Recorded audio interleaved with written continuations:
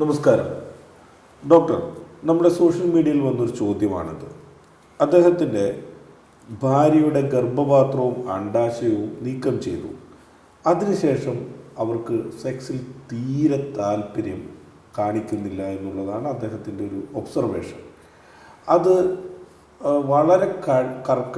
വളരെ കൂടുതലായി ആ ഒരു ഒബ്സർവേഷനിൽ അദ്ദേഹം ഉറച്ചു നിൽക്കുന്നതുകൊണ്ടാണ് ഇങ്ങനെ റിമൂവ് ചെയ്താൽ സെക്സിലുള്ള താല്പര്യം നഷ്ടമാകുമോ എന്ന ചോദ്യം നമ്മളുടെ അടുത്ത് ചോദിക്കുന്നത്. എന്താണ് ഡോക്ടർ? തീർച്ചയായിട്ടും അതിന് സാധ്യതകളുണ്ട്. കാരണം അണ്ഡാശയം ഓവറി നീക്കം ചെയ്യുന്നതോടുകൂടി തന്നെ പല ഹോർമോണുകളുടെ പ്രവർത്തനത്തിലും വലിയ മാറ്റങ്ങൾ ശരീരത്തുണ്ടാവും. അപ്പോൾ ആ ഹോർമോണുകളിലുണ്ടാകുന്ന ഏറ്റക്കുറച്ചിലുകൾ വെജൈനൽ ഡ്രൈനസ് ഉണ്ടാക്കാനും ചിലപ്പോൾ സെക്ഷൽ ഡിസയർ കുറയ്ക്കാനും ഒക്കെ കാരണമാകാം. ഗർഭാശയം മാത്രം നീക്കം ചെയ്യുന്ന കേസുകളിൽ അങ്ങനെ ഉണ്ടാവണമെന്നില്ല. കാരണം അണ്ഡാശയം ഉള്ളതുകൊണ്ട് ഹോർമോണിൻ്റെ ഉൽപ്പാദനം അവിടെ നടക്കുന്നുണ്ട്. സ്ത്രീകളുടെ ശരീരത്തിൽ ഹോർമോൺ ഉൽപ്പാദനവുമായി ബന്ധപ്പെട്ട ഏറ്റവും വലിയ സംഗതി അണ്ഡാശയമാണ്. ആ അണ്ഡാശയം എടുത്തു മാറ്റുന്നതോടുകൂടി തന്നെ ഹോർമോൺ ലെവലിൽ ശരീരത്തിൽ വലിയ മാറ്റങ്ങളുണ്ടാവും. അതാണല്ലോ മെനോപോസൽ ചേഞ്ചസ് എന്നൊക്കെ പറയുന്നത്.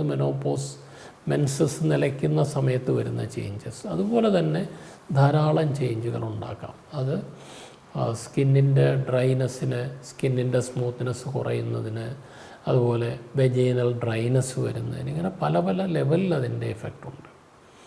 അതുകൊണ്ട് തന്നെ അതൊരു നല്ല ഗൈനക്കോളജിസ്റ്റിനെ കണ്ട് അതിന് ഒപ്പീനിയൻ എടുക്കുകയാണ് വേണ്ടത്. ഹോർമോൺസൊക്കെ വീണ്ടും പരിശോധിച്ച് നോക്കിയിട്ട് HRT എന്ന് പറയും, ഹോർമോൺ റീപ്ലേസ്മെൻറ്റ് തെറാപ്പി.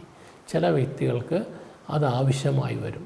ആ ഒരു HRT കൊടുത്തു കഴിഞ്ഞാൽ ഈ പ്രശ്നങ്ങളെ ഒരു പരിധിവരെ പരിഹരിക്കാം. അവരുടെ ഏജും മറ്റുള്ള കാര്യങ്ങൾ, എന്തുകൊണ്ടിത് നീക്കം ചെയ്തു തുടങ്ങിയ പല റീസൺസ് ഉണ്ട്. അതിനെയൊക്കെ വിലയിരുത്തിയിട്ട് വേണം അത്തരം ചികിത്സകൾ തീരുമാനിക്കാൻ. അത് ഏത് ഹോസ്പിറ്റലിൽ ഏത് ഡോക്ടറെ കണ്ടാണോ അണ്ഡാശയം നീക്കിയത് ആ ഡോക്ടറെ തന്നെ പോയി കണ്ടു കഴിഞ്ഞാൽ അത് മനസ്സിലാക്കിയിട്ട് കൃത്യമായ ചികിത്സ ആ ഡോക്ടർക്ക് നിർദ്ദേശിക്കാൻ കഴിയും. ഇനി അതിൽ സാറ്റിസ്ഫൈഡ് അല്ലെങ്കിൽ മറ്റൊരു സെക്കൻഡ് ഒപ്പീനിയൻ എടുക്കാനും സാധിക്കും.